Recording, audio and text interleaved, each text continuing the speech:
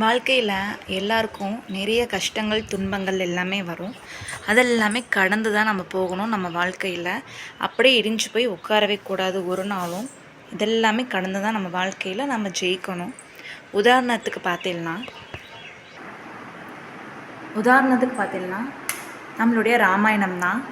நம்மளுடைய ராமாயணத்தில் ராமரை நம்ம கடவுளாகவும் ராமாயணத்தை இதிகாசமாக நம்ம நினச்சிட்டு இருக்கோம்.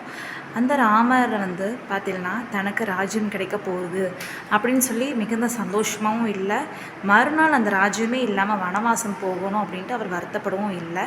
ஏன்னா கஷ்டங்களை கடந்து தான் நம்ம போகணும். கஷ்டத்தை எப்படி நம்ம சுலபமாக கடக்கிறது அப்படின்னு மட்டும்தான் அவர் நினச்சாரு தன்னோட வாழ்க்கையில்.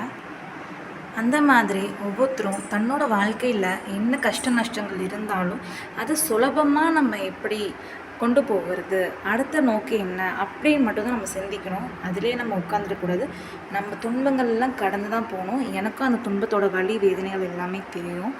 வாழ்க்கை அப்படிங்கிறது நம்மளை வாழ்ந்து காட்டணும்.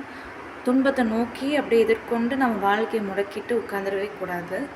இதுதான் எடுத்துக்காட்டாக நீங்கள் எடுத்துட்டு அடுத்து நம்ம லைஃப்பில் நம்ம என்ன பண்ணலாம், என்னென்னலாம் பண்ணலாம், இந்த மாதிரிலாம் செஞ்சால் நம்மளோட வாழ்க்கையில் இருக்க கஷ்ட நஷ்டங்கள்லாம் போயிட்டு நம்ம நல்லபடியாக வருவோம் அப்படின்னு சொல்லி நம்ம நினைக்கணும். இவங்க அது சொல்கிறாங்க, அவங்க அது சொல்கிறாங்க, இதெல்லாம் சொல்கிறாங்க. என் லைஃப் இப்படி இருக்குது, உன் லைஃப் அப்படி இருக்குது, நீ இப்படி இருக்க, நான் அப்படி இருக்கேன். போரும் இந்த பேச்சு நம்ம வேண்டவே வேண்டாம். நம்ம வாழ்க்கை நம்ம வாழ்கிறதுக்காக நம்மளோட அடுத்த நோக்கி என்ன, நம்ம எப்படி ஜெயிக்கணும், நம்ம எப்படி லேர்ன் பண்ணணும், எப்படி நம்ம சம்பாதிக்கணும், இப்படியான வாழ்க்கையில் நம்ம ஜெயிச்சு காட்டணும்.